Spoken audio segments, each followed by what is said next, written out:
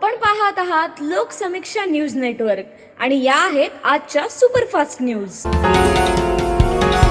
या बातमीपत्राचे प्रायोजक आहेत नंदिनी कलेक्शन, फक्त महिलांचे परिपूर्ण दालन, माऊली निवास, कल्याण मंडपमच्या बाजूस, यशोधन नगर, परभणी। नमस्कार, मी प्रभू दिपके लोकसमीक्षा न्यूज नेटवर्क मध्ये आपलं स्वागत करतो।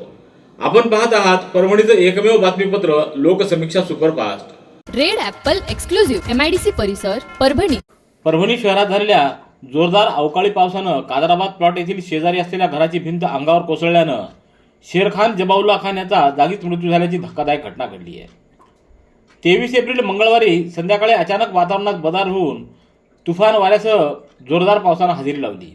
त्यामध्ये मुल्लावाड्याच्या बाजूला राहणारे शेरखान जबाउल्ला खान यांच्या अंगावर शेजाऱ्याची भिंत कोसळल्यानं ते जागीच गतप्राण झाले। त्यांची पत्नी शन्नो बेगम यांना सुद्धा गंभीर दुखापत झाली आहे। या घटनेची माहिती कळताच शेजारी राहणाऱ्या नागरिकांनी शेरखान यांना तातडीनं जिल्हा रुग्णालयात दाखल केलं, मात्र डॉक्टरांनी तपासल्यानंतर त्यांना मृत घोषित केलं आहे। शेरखान यांच्या पश्चात त्यांना 5 मुली आणि 1 मुलगा असून पुढच्या महिन्यात त्यांच्या मोठ्या मुलीचं लग्न होणार होतं।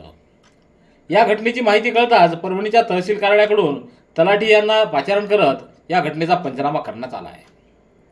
रेड ॲपल एक्सक्लुझिव्ह MIDC परिसर परभणी लोकसभा मतदारसंघाचं मतदान 26 एप्रिल रोजी सकाळी 7 ते सायंकाळी 6 वाजेदरम्यान 2290 केंद्रांवर घेण्यात येणार आहे।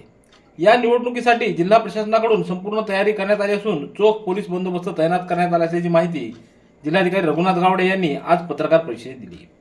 याप्रसंगी पोलीस अधीक्षक रवींद्रसिंह परदेशी, अपर जिल्हाधिकारी डॉक्टर प्रताप काळे, निवासी उपजिल्हाधिकारी अनुराधा ढालकरी, निवडणूक उपजिल्हाधिकारी जनार्दन विधाते, उपविभागीय अधिकारी दत्तू शेवाळे, जिल्हा परिषदेचे उपमुख्य कार्यकारी अधिकारी विशाल जाधव, नायब तहसीलदार सतीश रेड्डी, दत्ता गिनगिने आदींची उपस्थिती होती।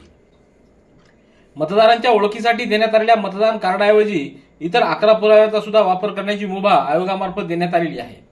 तर मतदान कक्षात मोबाईल नेण्यास मज्जाव करण्यात आला असल्याची माहिती यावेळी देण्यात आली।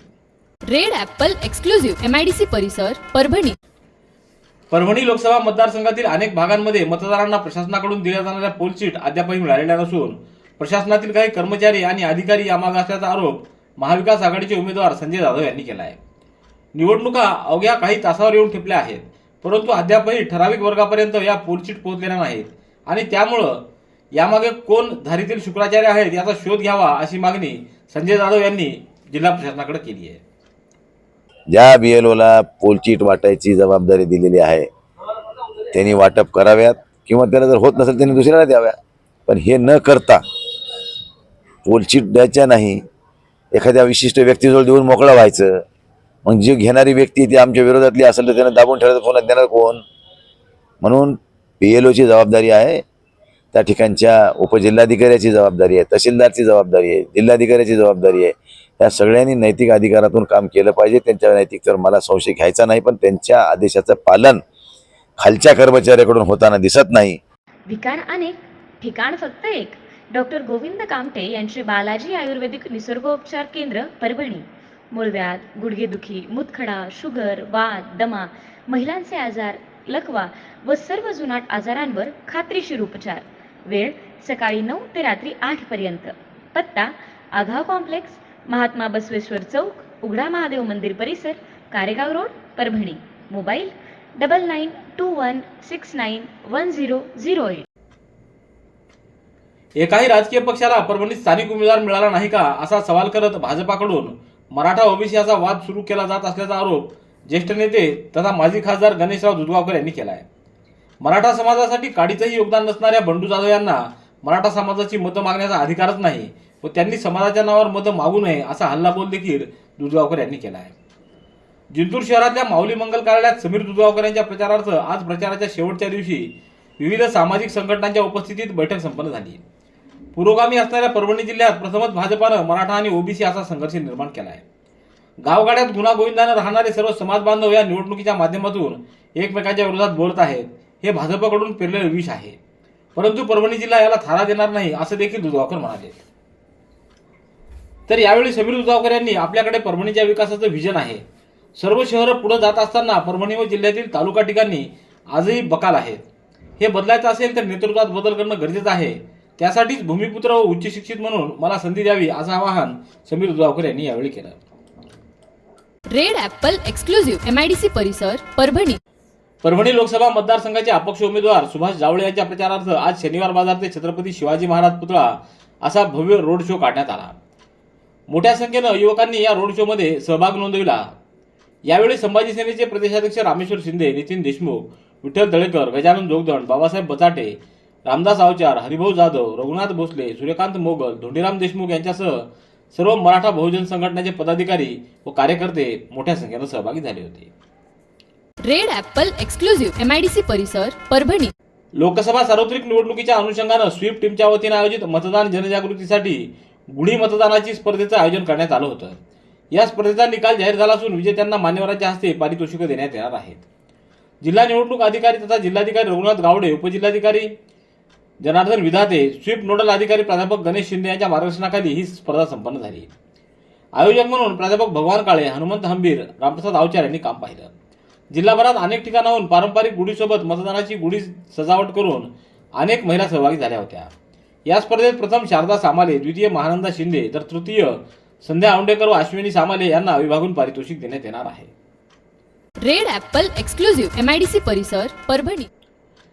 परभणी लोकसभा मतदारसंघात अपक्ष म्हणून उमेदवारी अर्ज दाखल केलेल्या अनिल मुदगलकर यांनी आज महायुतीचे उमेदवार महादेव जानकर यांना आपला जाहीर पाठिंबा व्यक्त केला आहे.